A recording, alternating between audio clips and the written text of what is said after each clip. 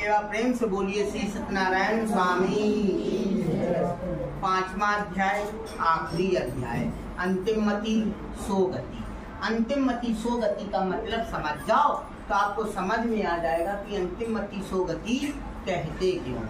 हम लोग किसी लड़का की बारात चले और बिटिया वाला ना तो रात में खाना दे, ना पानी दे, ना उठना ना बैठना, पूरी बारात पूरी गली में घबराती रही और खुद को कोसती रही। जाकी बारात चले का आए, घर होते तो सोते बड़ी पटसी। और सुबह के टाइम बेला दान के समय, विदाई के समय, कन्या के पिताजी पूरी बारात को लाइन से खड़ा करके सबकी उंगली में दो अंगूठी पहना दे। तो पूरी बारात का कहेगी व्यवस्था बढ़िया, व्यवस्था बढ़िया। रात का भूख प्यास हवा पानी सब भूल जाएगा। अगर किसी ने धोखे से कहा ना पानी आनी तो सब उसे कूटेंगे और चंपा रहो। अभी हमने सुनी जब बस में जंजीर की है, एक दिन नहीं पिए तो होएगा तुमने हो जाते। कहने का मतलब अंत में जो मेरे साथ हो जाए वही हमें याद रहता है, पिछला हम भूल जाते हैं। कथा की पहली लाइन की पहली शब्द आप लोग भूल गए होंगे, पर कथा की आखिरी लाइन की आखिरी शब्द याद रखेंगे। इसको कहते हैं अंतिम मति सो गति। तो श्री सूत जी बोले, हे ऋषियों में और भी कथा कहता हूँ सुनो। प्रजापालन में लिंगतुंग दुज नाम का एक राजा था। उसने भी भगवान का प्रसाद त्याग का बहुत दुख पाया। एक समय वन में जाकर वन पशुओं को मार कर बड़ पेड़ के नीचे आया। वहाँ उसने ग्वालों को भक्ति भाव से बंधु बांधवों सहित सत्यनारायण जी का पूजन करते देखा। राजा देख कर अभिमान बस वहाँ नहीं गया, न नमस्कार किया। जब ग्वालों ने भगवान का प्रसाद उसके सामने रखा तो वह प्रसाद को त्याग कर अपनी सुंदर नगरी को चला। वहाँ उसने अपना सब कुछ नष्ट पाया तो वह जान गया कि ये सब भगवान ने ही नष्ट किया है। तब वे ग्वालों के समीप गया और विधि पूर्वक पूजन का प्रसाद खाया तो सत्यदेव की कृपा से पहले जैसा था वैसा हो गया। फिर दीर्घ काल तक सुख भोग का, मरने पर स्वर्ग लोक को गया। जो मनुष्य परम दुर्लभ व्रत को करेगा भगवान की कृपा से उसे धन्य दान आदि की प्राप्ति होगी। निर्धन धनी होता है, बंदी बंधन से मुक्त होकर निर्भय हो जाता है। संतानहीनों को संतान की प्राप्ति होती है। तब तथा सब मनोरथ पूर्ण होकर अंत में वैकुंठ धाम को जाता है। जिन्होंने पहले से व्रत को किया उनके दूसरे जन्म की कथा कहता हूँ। व्रत सतानंद ब्राह्मण ने सुदामा का जन्म लेकर मोक्ष को पाया। उनका मुख नाम का राजा दशरथ होकर वैकुंठ को प्राप्त हुआ। साधु नाम के वैश्य ने मोल ध्वज बनकर अपने पुत्र को आरे से चीर कर मोक्ष को प्राप्त किया। महाराज तुंग शंभु मनु होकर भगवान में भक्तियुक्त कर्म कर मोक्ष को प्राप्त किया। देखो भाई, भगवान की और मनुष्य की जो कहानी है बिल्कुल सीधी सादी सिंपल है। भगवान ने ज्यादा कुछ स्वांग नहीं किया है, बहुत सिंपल कहानी रखी। जब तक अंगूठा से लेकर दिमाग सही काम शरीर करे तब तक भगवान को कोई याद नहीं। जब तक शरीर टनाटन है भगवान दुनिया में है ही नहीं, होते ही नहीं। और जहां अंगूठा से लेकर दिमाग पर कोई कमी आ जाए सोई भगवान है। जब तक शरीर मेरा अच्छा है तो आदमी क्या कहता है, पिक्चर चल ले, मेला चल ले, बगीचा चल ले, गार्डन चल ले, मॉल चल ले। और जहाँ सही में कमी आ गई, दंदरुआ चल ले, पिलुआ चल ले, लखना चल ले, बालाजी चल ले, जुगरा मुँह चलो पास ही में। कहने का मतलब शरीर टनाटन तो भगवान नहीं, और शरीर में कमी सोई भगवान याद आ। बस इतनी सी कहानी। और भगवान का कहना है भैया भक्ति तो हम तुमसे करवा लेंगे।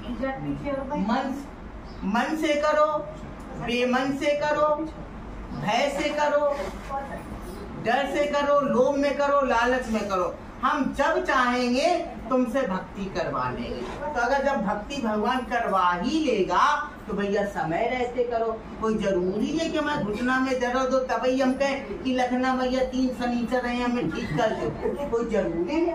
अरे जब हम टनाटन है, माँ के पेट से अच्छे निकले हैं तो हम उस समय भी तो जा सकते हैं। कहने का मूल विषय भक्ति आपको करनी पड़ेगी, आप यकीन मानिए। तो इसलिए जब करनी ही है तो समय रहते करो। जो लोग समय रहते करते हैं उन्हें फिर भगवान के जरिए नहीं करवाना पड़ता है। जो समय रहते खुद भक्ति कर लेते हैं उनके जीवन में अच्छा है। और अगर आप अच्छा काम नहीं करोगे तो फिर प्राकृतिक आपसे करवाएगी, और जब प्राकृतिक करवाती है तो वो बड़ा कष्टदायक होता है। जब भगवान करवाएंगे तो वो आपके लिए कष्टदायक होगा। इसे समय रहते करो। आपने देखा होगा लला धीमे चलो, लला धीमे चलो, लला धीमे नहीं चल रहे और चोट लग गई जब धीमे चल रहे। तो कहने का मतलब ये है, पहले तो भगवान आपको मौका देता है और जब मौका आप गंवा देते हैं तो भगवान खुद मैदान में उतरते हैं। उसका कारण है क्योंकि हम सब हैं तो आपके भगवान के अंश है। आप ये अनार को उठाओ और छोड़ो तो जहां से उठाया वहीं गिरेगा। चाहो तो ये इधर भी जाता, इधर भी जाता, उधर भी जाता, कहीं नहीं गया, जहां से उठा वहीं गया।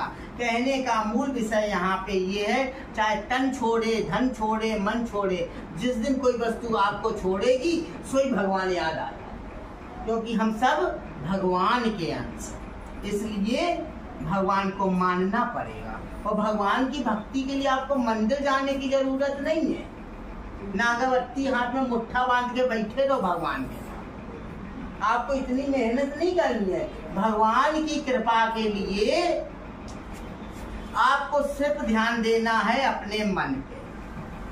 भगवान कभी नहीं कहते आप मंदिर आओ, आप जहां हो, जैसे हो, वहीं बैठे बैठे अपने मन को साफ रखो। अगर आपका मन साफ है तो आप पे ईश्वर की कृपा हो, तो आप कभी जीवन में मंदिर मत जाना। और अगर आपका मन साफ नहीं है तो आप मंदिर में बैठे भी रहना तो भी आप दुखी हो। कहने का मूल विषय है कि पूरी जो ब्रह्मांड चल रही है वो केवल आपके मन पे चल रही है। जैसा आपका मन वैसा आपका जीवन है। कहने का मतलब वो मन की हालत इतनी बुरी हो चुकी है जिसकी कल्पना भी करो तो डर जाओ।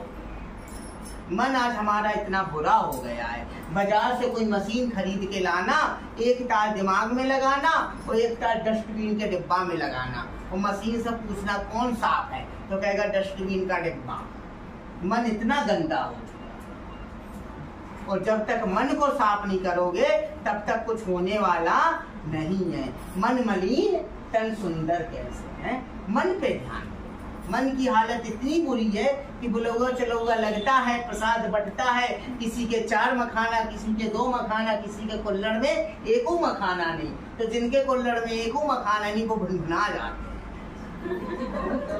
क्या करें भैया, पीछे बैठे रहते, वो वहीं से शुरू हो वो बटन, सबने उठाए लो मखाना और हम पे कुल्हड़। बताओ, 2 मखाना के चलते मन में भुनभुनाहट आ रही तो भगवान कृपा करे कहाँ से। और भगवान साफ कह दिए हैं, निर्मल मन जन सो मोहि पावा, मोहे कपट छल छिद्र न भावा। और हम लोगन का मन इतना बुरा है। पात बैठी हुई है, हमारे में पतले पतले मठा के आलू, पड़ोसी को गाढ़े गाढ़े दे दिया, उसी में भुनभुना गए।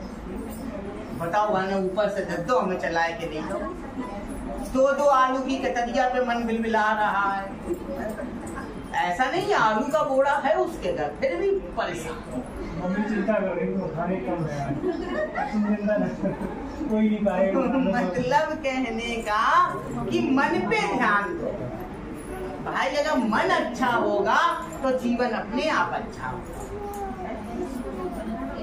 काशी पास अगर काशी फल पटती है, कदुआ की सब्जी, हमारे में आम की गुठली नहीं आई और पड़ोसी के गुठली आ जाए तो उसमें तो पगला जाते हैं। दादा दादी कहते थे 5 में अगर गुठली मिल जाते बड़ो साथ डूब जाते। अब उनको शुभ जय हम तो दे नहीं, इतनी बड़ी 1000 भीड़ में उनके आएगा। एक गुठली पे 2 कतरिया पे 2 मखाना के पीछे हम लोग पगला रहे हैं, तो फिर भगवान कृपा करे तो करे कहाँ से, जरा विचार करो। कहने का मूल विषय ये है, आप अपने मन पे ध्यान। मन अच्छा तो जीवन अच्छा, मन अच्छा नहीं तो जीवन अच्छा। तो हम लोग सब चीज पे ध्यान देते हैं, सब मन पे ध्यान नहीं देते हैं। यही कारण है कि कुछ भी अच्छा नहीं लगता। पहले और अब में क्या अंतर है? पहले के लोगों का मन अच्छा होता, अब किसी का मन अच्छा नहीं, इसलिए बेचारा परेशान बना है। आप मन पे ध्यान देंगे, आपका जीवन भी अच्छा हो जाएगा। हरि अनंत हरि कथानंता। इस कथा को जिन लोगों ने जिस भावना से रखी है, इस कथा को जिन लोगों ने जिस भावना से सुनी है, भगवान उनकी मनोकामना को पूर्ण करे। एवं प्रेम से बोलिए श्री सत्यनारायण स्वामी। अपने अपने स्थान देवता की, छोटी देवताओं, अपने अपने गुरु महाराज की।